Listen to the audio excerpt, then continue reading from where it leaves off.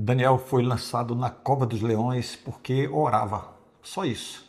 Ele não se rebelou, não conspirou, não fez oposição política, apenas manteve a sua fidelidade ao Deus que sempre serviu. E essa fidelidade incomodava demais. O rei Dario, percebendo tarde que havia condenado um inocente devido a uma armadilha legalizada, ele passou a noite em jejum e sem descanso. Ao amanhecer, ele foi até a cova e chamou Daniel, ansioso. E esta é a pergunta para a nossa reflexão de hoje. Daniel 6:20. Daniel, servo do Deus vivo, teria o teu Deus, a quem continuamente serves, podido livrar-te dos leões? O rei aqui reconhece o poder de Deus e a fidelidade incomum de Daniel ao servi-lo, algo raro em outras nações. A pergunta não é se Deus pode, a pergunta é: Deus quis? Ele teria interesse em salvar Daniel? Essa dúvida vem de uma consciência que ainda está em construção, de uma fé que está sendo gerada pelo testemunho de outra pessoa. Porque, veja, Dario não conhecia o Deus de Israel como Daniel conhecia, mas ele conhecia Daniel. E foi por causa de Daniel que ele passou a considerar a existência de um Deus que age, que ouve e que salva. Porque é assim que Deus age. Ele planta fé no coração das pessoas por meio da fidelidade dos seus fiéis. E foi a vida de Daniel, coerente, firme, íntegra, que despertou essa confiança do rei Dario no Deus de Daniel. O testemunho de um servo fiel tem mais força do que 1000 argumentos.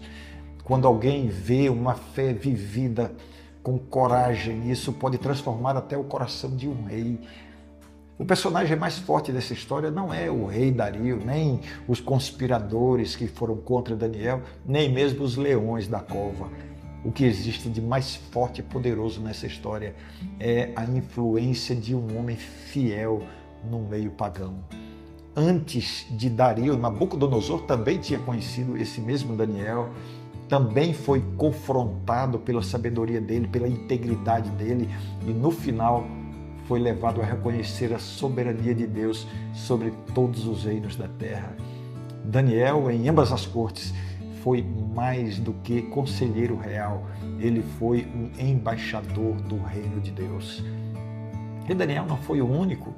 José, no Egito, mesmo vendido como escravo, terminou como governador, salvando povos da fome e ensinando o faraó sobre a providência divina. Neemias, copeiro de Artaxerxes, usou sua posição de confiança para reconstruir Jerusalém e restaurar a dignidade do povo. Esther, junto ao rei Assuero, usou a sua influência para ajudar ou para salvar os judeus do extermínio. E a Bíblia está repleta de histórias de gente fiel em lugares improváveis, mudando destinos, salvando pessoas e convertendo corações.